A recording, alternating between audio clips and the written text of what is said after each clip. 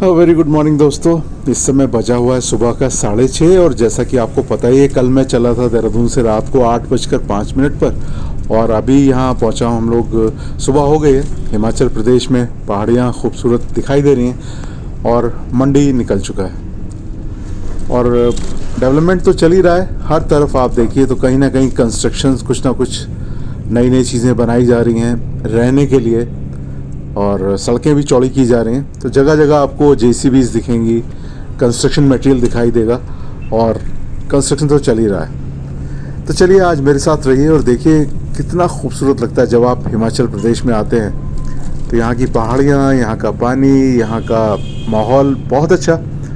जगह जगह होटल भी मिलते हैं आपको, रिसोर्ट्स भी मिलते हैं और घर वगैरह भी दिखाई देते हैं। तो फ़िलहाल तो चौड़ी सड़कों के बीच चलते हुए और थोड़ी बहुत धूल भी है क्योंकि कंस्ट्रक्शन चल रहा है। तो मैं आपको दिखाता रहूँगा जैसा जैसा मेरे सामने आता रहेगा। ये देखिए, और ये मेरे ख्याल से व्यास नदी होनी चाहिए क्योंकि हिमाचल में व्यास नदी ही बहती है और इसका उद्गम ऊपर पहाड़ों में होता है और धीरे धीरे आगे बढ़ती है। जैसे जैसे हम ऊपर जाएंगे इस उम्मीद में कि शायद ऊपर बर्फ़ दिखाई देगी, स्नोफॉल होगा। तो मैं फ़िलहाल बस के अंदर से आपके लिए रिकॉर्ड करता हूँ वीडियो। और रात में बस 2-3 जगह रुकी, लेकिन रात का सफ़र आपको पता ही नहीं लगता। कभी आपकी आंख झपक जाती है, कभी आप फिर जग जाते हैं। और मेरी तो सीट पीछे वाली थी। क्या खूबसूरत नज़ारे हैं। तो अभी मैं आपको बोर नहीं करता, आप इन नज़ारों का आनंद लीजिए। फिर आगे आपसे बात करता हूँ।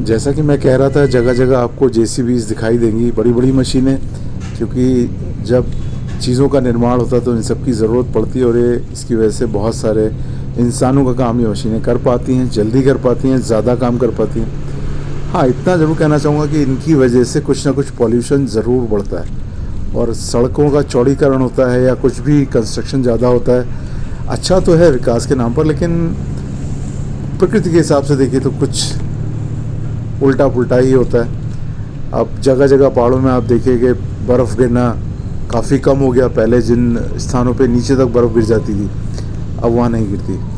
और एक और बात, यहाँ पर जगह जगह आप चाहे उत्तराखंड हो चाहे हिमाचल प्रदेश हो, देवभूमि कहलाती है और जगह जगह मंदिर, बहुत सारे मंदिर बने होते हैं। तो यहाँ पर भी आपको वही देखने को मिलता है, जगह जगह मंदिर हैं, बिल्डिंग्स हैं और ख़ासतौर से यहाँ टीन का इस्तेमाल किया जाता है क्योंकि बर्फ़ गिरती थी पहले, तो काफ़ी बर्फ़ गिरती थी, अभी भी गिरती होगी। तो टीन की वजह से आपका ज़्यादा लोड नहीं पड़ पाता घरों के ऊपर और आसानी से आप वो सब हट जाती है बर्फ़। तो यहाँ स्लोप वाले मकान ही बनाए जाते हैं, उतने ऊंचे नहीं बनाए जाते। हालांकि देखने को ये आ रहा है कि अब मकानों की ऊंचाई भी बढ़ती चली जा रही है। खैर, ये तो चलता ही रहता है, सड़कें बनती रहती है, विकास होता रहता है। ये देखिए कंस्ट्रक्शन मटेरियल ऊपर और ऊपर जाता जा रहा है। तो रास्ते में इस तरह की बहुत सारी चीज़ें मुझे देखने को मिलेंगी। तो मैं ये कह सकता हूँ कि अगर आप प्रकृति प्रेमी हैं, अगर आपको पहाड़ अच्छे लगते हैं, अगर आपको नेचर के नज़दीक रहना पसंद आता है तो आपको मेरे वीडियोस ज़रूर पसंद आएंगे। बहुत से वीडियोस मैं इस तरह के लाता रहता हूँ, बनाता रहता हूँ। फिर देखिए हर 1-2 किलोमीटर पे जेसीबीज़ आपको मिल जाती हैं और पेट्रोल पंप्स भी अब काफ़ी ऊंचाई तक मिलने लगे। पहले तो बहुत मुश्किल होता था, सड़कें भी बहुत ख़तरनाक हुआ करती थी।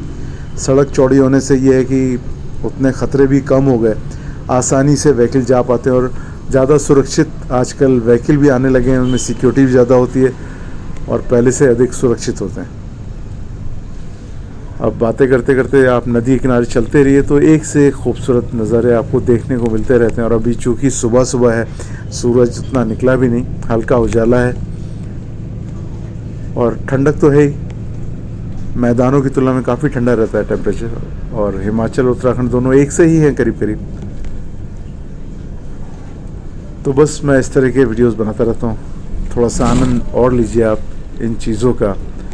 कंस्ट्रक्शन भी आपको भी देखने को मिला है। फ़िलहाल ये मकान जो आज आपको 1 और 2 मंजिल के दिखाई दे रहे हैं, आज से 25, 30, 40 साल बाद शायद इनको भी ऊंचा करके 4, 5, 6 मंजिल तक अलाउ कर दिया जाए, क्योंकि जो हाल हमारे देश का है, जो जनसंख्या बढ़ती चली जा रही है और जो पृथ्वी के ऊपर बोझ बढ़ रहा है, स्पेस कम हो रही है, तो ये सब चीज़ें चलती रहती हैं। फ़िलहाल आप थोड़ा सा आनंद लीजिए।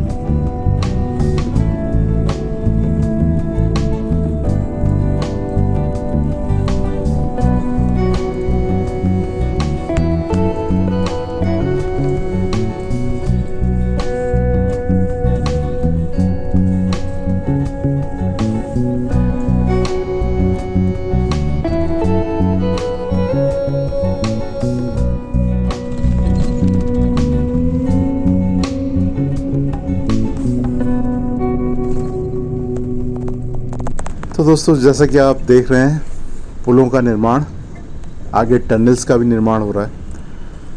तो जब बिजली बनाई जाएगी और टनल बनाए जाएंगे, सुगमता तो बढ़ेगी, आसानी से आप यहाँ से वहाँ जा सकेंगे, बिजली का उत्पादन होगा, जगह जगह ऊर्जा पहुँचेगी, पहुँचना सुगम हो जाएगा, ट्रेन भी आ जाएगी, ऊपर पुल भी बन रहे हैं, तो हो सकता है भविष्य में यहाँ ट्रेन भी चले।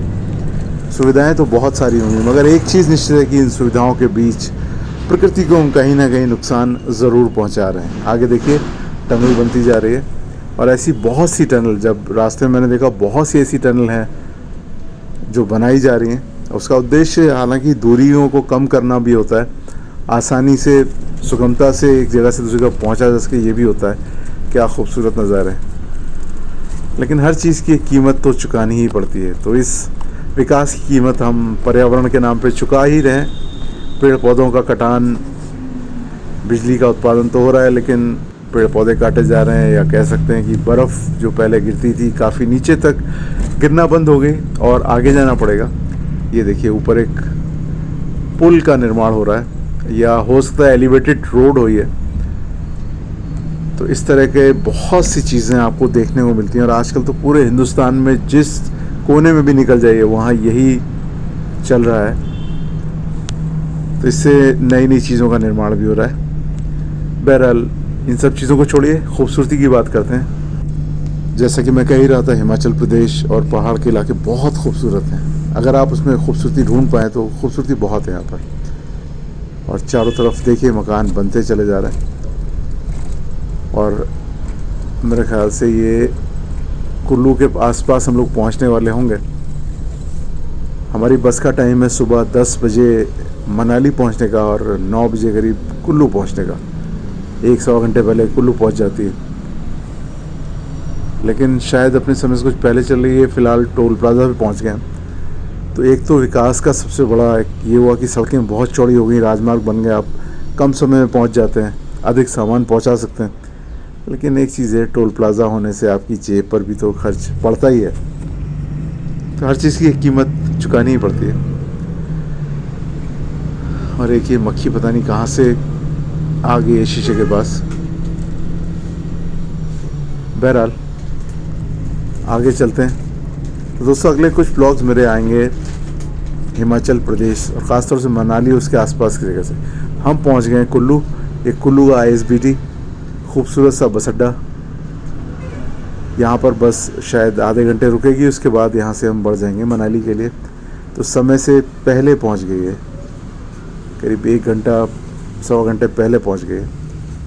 तो दोस्तों मुझे लग रहा है कि आज का ब्लॉग काफ़ी लंबा हो गया, और अभी हमें यहाँ से मनाली भी पहुँचना है। मनाली फिर स्टे कहाँ करना है, तो चलिए यहीं पे इस पर लगाम देता हूँ। अगले वीडियो में आपसे मिलते हैं। तब तक आप लोग अपने घरों में स्वस्थ रहें, मस्त रहें, व्यस्त रहें, यंग दिखें, देखते रहें मेरे वीडियोज़ को। पिछले ब्लॉग को भी देखिएगा, आगे के ब्लॉग भी देखिएगा। क्या देखना चाहते हैं हिमाचल में, खासतौर से मनाली में, बताइएगा। अगले वीडियो तक आपका दिन शुभ हो। Have a nice day, bye bye.